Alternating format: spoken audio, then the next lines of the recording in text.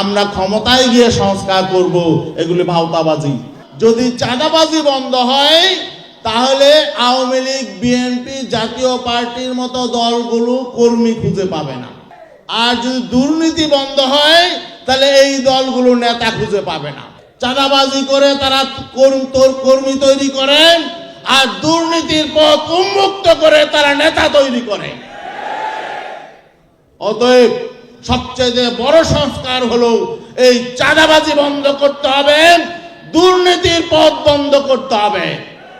আর যে সমস্ত দলগুলো থেকে দুর্নীতি করেছে, এই সমস্ত দলের দুর্নীতিবাজ নেতারা তারা যাতে আগামী পার্লামেন্টে যেতে না পারে, এই পথ বন্ধ করতে হবে।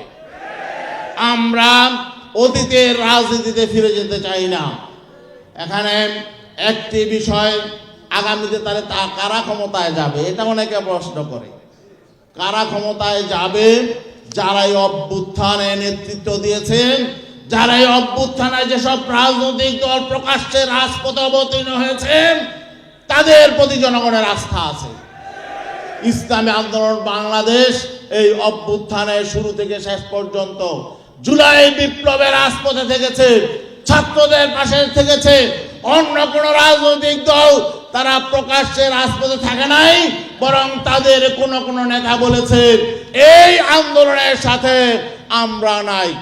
যে সমস্ত দলের বড় বড় নেতারা বলেছেন যে ছাত্রদের এই আন্দোলনের সাথে আমরা নাই, তারা আবার এখন এই আন্দোলনের কৃতিত্ব দাবি করে। কিন্তু আমরা শুরু থেকে বলেছিলাম আমরা এই আন্দোলনের সাথে আছি, আমরা এই বিপ্লবের সাথে আছি, এবং আমরা 5ই আগস্টের অভ্যুত্থানের আগেই বলেছি যে শুধু সরকারের পরিবর্তন নয়, বরং রাষ্ট্র সংস্কার করতে হবে। শুধুমাত্র কোটা সংস্কার নয়, বরং আমরা জুলাই বলেছিলাম শুধুমাত্র কোটা সংস্কার হলে হবে না, রাষ্ট্র ধ্বংস হয়ে গেছে, রাষ্ট্রের প্রত্যেকটি প্রতিষ্ঠানকে ধ্বংস করা হয়েছে, সাংবিধানিক প্রত্যেকটি প্রতিষ্ঠানকে ধ্বংস করা হয়েছে। অতএব কোটা সংস্কারের পাশাপাশি রাষ্ট্র সংস্কার করতে হবে। এটা আমাদের 5ই আগস্টের পরের দাবি নয়, বরং জুলাই বিপ্লব যেদিন থেকে শুরু হয়েছে সেদিন থেকে আমরা দাবি জানিয়ে এসেছিলাম। অতএব এখন যদি কেউ বলে আমরা ক্ষমতায় গিয়ে সংস্কার করব, এগুলি ভাওতাবাজি। এরা অতীতে জনগণের সাথে প্রতারণা করেছে, সামনেও প্রতারণা করবে। এজন্য কোন রকম সংস্কারে তারা বিশ্বাস করে না। ইসলামী আন্দোলন বাংলাদেশ এক প্রমাণিত হয়েছে একটি দেশপ্রেমিক রাজনৈতিক দল।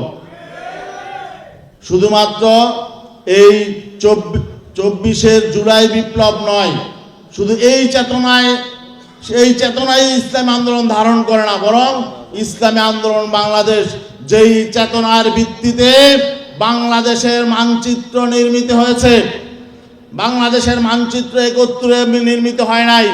আমরা ভূখণ্ড পেয়েছি 1947 দেশ বিভক্তির মধ্য দিয়ে। যেই চেতনার ভিত্তিতে 1947 আমরা নতুন ভূখণ্ড পেয়েছি, নতুন মানচিত্র পেয়েছি, এই চেতনা আমাদের মধ্যে আছে। 1971 সাম্য, মানবিক মর্যাদা এবং সামাজিক ন্যায় বিচার প্রতিষ্ঠার চেতনা আমাদের মধ্যে আছে। আমরা 47 চেতনাকে যেমন ধারণ করি, 71 চেতনাকেও ধারণ করি, তেমনি ভাবে আমরা এই 24 জুলাইয়ের চেতনাকেও আমরা ধারণ করি। যদি ভবিষ্যতে সংবিধান সংস্কার করতে হয়, এই 3টি চেতনার সমন্বয়ে সংবিধান হবে, এটাকে মনে রাখতে হবে। আর নির্বাচন ব্যবস্থা অতীতে যেভাবে নির্বাচন চলেছে, এই ব্যবস্থায় নির্বাচন হলে কোনো সংস্কারই কার্যকর হবে না।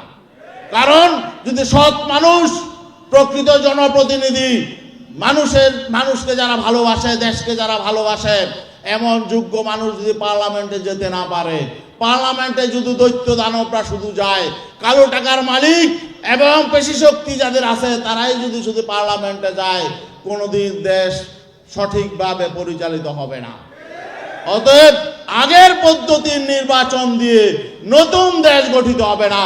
নির্বাচন ব্যবস্থার সংস্কারের সবচেয়ে বড় যে কাজ, সেটা হলো এই নির্বাচন পদ্ধতি পরিবর্তন করতে হবে। এজন্য আমাদের নেতা পীর সাহেব চরমরাই 2008 সালে দাবি জানিয়েছিলেন পিআর পদ্ধতি, সংখ্যানুপাতিক পদ্ধতির নির্বাচন ব্যবস্থা লাগবে।